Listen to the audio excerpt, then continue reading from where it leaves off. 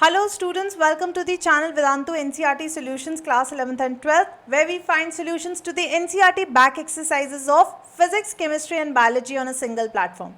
And today we are discussing the chapter number 4, that is principles of inheritance and variation. And we are seeing on a screen question number 15 from this chapter. Who had proposed the chromosomal theory of inheritance? So basically name of the scientist has been asked. As you know children, that chromosomal theory of inheritance was proposed by Walter Sutton and Theodore Boveri. Theodore Boveri in the year 1902. And what did this theory talk about? It talked about the parallelism.